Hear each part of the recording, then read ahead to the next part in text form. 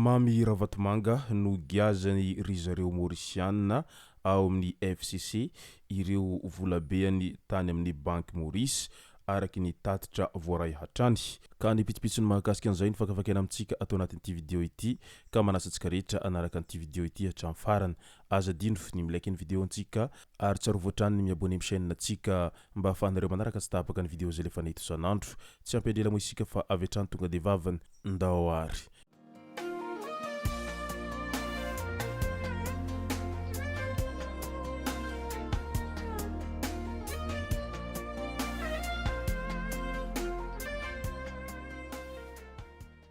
Ny tonga tsy miarahaba hono namantesitra ka dia faly miarahaba isika rehetra mpanaraka sy tapaka an'ity chaîne ity tenako amin'ny tiandroandroany ity araky n'izay efa natsipiko zay dia ny mahakasika ny raharaha mamy Ravatomanga no tena iompanantsika atao anatin'ity vidéo ity. Fa mialohan'izay dia ndao aloha resantsika ireto tsara ho fantatra manaraka ireto. Université Toamasina miverina niasa fampianarana rehetra manomboka amin'ny tiandroandroany 20 Oktobra ity araky ny voalazan'ireo tompon'andraikitra hatrany. Université n'Antananarivo indray mitohy ny fampianarana ho famaranana ny taom-pianarana 2024-2025 taorian'ny fivoriana izay notariny filohan'ny Université n'Antananarivo niarahana tamin'ireo sojaben'ny fakulté sy ny taleny sekoly ambony filohan'ny Spatito Antananarivo ary ny filohan'ny fikambanan'ny mpianatra dia niara-nanaiky ny rehetra fa miverina amin'ny laoniny niasa mandraharaha rehetra eo anivon'ny Université n'Antananarivo mitohy araka izany ny fampianarana famaranana ny taom-pianarana 2024-2025 hoy ny fampitambavao hatrany. Ny samam-pianarana tsirairay avy kosa ny handamina ny titandro manokana araky ny fetra sy fandaminana anatiny. Mikolo indray hampiofana fanamboarana savony maimaim-poana ho fisaorana an'ireo izay niarantolona sy ny voaka malagasy rehetra atao ao anatin'ny horonan-tsary fohy ao amin'ny pejiny zany raha ny nambarany ho an'izay lina amin'izay fampiofanana izay. Any Toamasina miray fo saina ny mpitandro filaminana ao amin'ny faritra Antsinanana izay tarihy ny lehibe ny avy ao anatin'ny fanatanterahana ny asa sy ny iraka avy amin'ny fitondrana fohibe izay mijoro ankehitriny araky ny voalazan'izareo hatrany. Voaka ny Mieritsetosika tazana marobe teny amin'ny kianjany 13 Mai teny izy ireo namaramparana an'izay tolona izay araky ny voalazan'izareo hatrany. Araky ny sora-baventy izay nolanjainy rehetra hanaritra izay moa dia ny hoe tsy ekenay ny fakana ny taninay izay hanorenana ny tanamasoandro. Io no sora-baventy izay niharihary nandritra izay fihaonam-beny ireo voakany Mieritsetosika izay tonga marobe teny amin'ny 13 Mai tamin'iny andro farany tolona iny.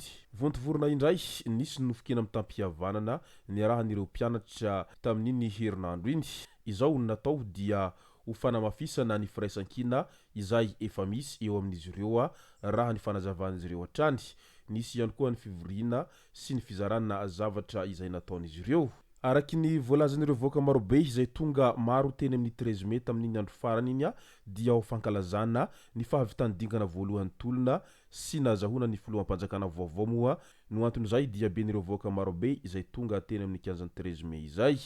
Isan'ireo tonga marobe teny amin'ny kianjany 13 Mai ihany koa ireo voaka izay avy any Mieritsetosika araky ny voalazantsika teo aloha izay izy ireo izay tsy ahivina fa isan'ireo tonga foana nandritra ny tolona na dia lavitra aza ny toerana misy azy ireo. Soloy PDS ireo ben'ny tanàna izay nangala-bato hoy ny sora-baventy izay tazana teny amin'ny kianjany 13 Mai tamin'iny andro farany iny. Midika izany fa tsy ankasitrahan'ireo voaka ny fangalaram-bato nandritra ireny fifidianana ireny.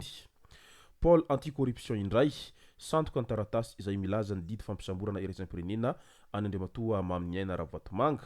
Mampahafantatra ny vahoaka ny teo anivon'ny PAK fa taratasy santoka ilay hita miparitaka amin'ny tambajotran-tserasera sosialy izay milaza ho didy fampisamborana iraisam-pirenena navoaka hanenjehana any Maminiaina Ravatomanga. Mampirisika ny vahoaka sy ny hainao manjery ny PAK mba ho mailo mampatsiahy ihany koa izy ireo fa tsy misy dingana ara-pitsarana mivoaka ho an'ny daholobe raha tsy amin'ny fantsona ofisialy natokana ho amin'izany araky ny voalazan'izy ireo hatrany. Midika izany rehetra izany fa santoka izany ilay taratasy miparitaka eto sy roa ny amin'ny mahakasika an'ilay mpandraharaha malagasy izay voasambotra any Maurice any amin'izao fotoana izao hanaovana an'izay fanadihadiana mahakasika an'ireo volabeany sy ny harembeany izay ao amin'ny Banky Maurice ao moa izany rehetra izany amin'izao ankehitriny izao. Ao anatin'izay resaka mpandraharaha malagasy Mamy Ravatomanga izay hiatrany no giazan'ny FCC ny fananany ao Maurice niditra hôpitaly ny mpandraharaha taorian'izay raha ny lohaten'ny gazety Mauriciana izay nivoaka dia nogazan'ny ACC na Financial Crime Commission ny fananany Mamarabatomanga ao Maurice ao.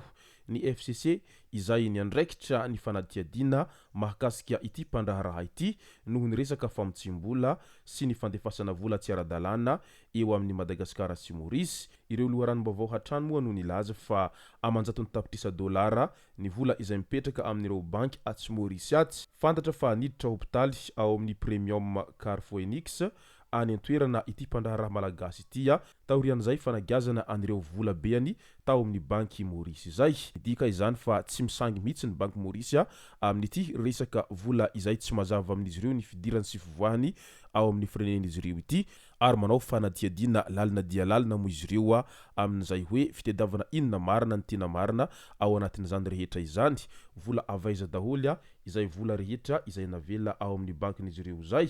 Raha toa ka tsy mazavazava ilay vola dia avy hatrany tsy maintsy hiroso amin'izay fanagazana ny vola izay moa izy ireo na dia vola hoe volanao aza iny fa rehefa tsy mazava ny fidirany dia raisin'izy ireo ho toy ny famotsimbola ihany izany rehetra izany ary mandeha moa ny resaka etsero amin'izao fotoana izao amin'ilay hoe resaka fiara-maloto isan-karazany ao anatin'izany ny fanaovana trafikana rongony sy ny maro hafa izay mandeha be ny resaka mahakasika an'izany amin'izao ankehitriny izao. Ka mety ho anton'izay izy no mahatonga FFC any Mauriciana nandray an'izay fanapahan-kevitra amin'ny fanagazana ny volan'ny Andriamatoa Mamarabatomanga izay any an-toeranany amin'izao fotoana izao ka dia hoarantsika eo no mety ho toy ny ity raharaha ity. Fa ny mahakasika ny didy izay ho ataon'ny Madagasikara kosa dia mbola tsy misy an'izay resaka didy fampisamborana sy ny maro hafa izay nataony anti-corruption ao Madagasikara ao amin'izao ankehitriny izao ary maro sahady ny fanontaniana izay mipetraka manoloana an'izany hoe tahotra ve sa inona no antony mahatonga anireo ao Madagasikara ao sahy manao fanadihadiana mahakasika an'ity mpandraharaha izay isan'ny tena henjana tao Madagasikara ity amin'izao ankehitriny izao. Raha toa ka tsy misy an'izay tahotra izay dia tokony hiroso amin'izay fanadihadiana izay ihany koa izy ireo araky ny voalazan'olom-pirenena rehetra maneran-tany amin'izao ankehitriny izao. Izay moa no masaka azona roso tao anatin'ity video ity tomboko lasy tomboko vavy misaotra antsika rehetra nanaraka an'ity video ity hatramin'ny farany. Aza dino ny milaiky ny video antsika ary tsarovy hatrany ny miabony amin'ny chaîne antsika mba ahafahanareo manaraka tsy tahabaka ny video zay lefa nahito isan'andro. Tomboko lasy tomboko vavy mankasitraka dia mirary soa.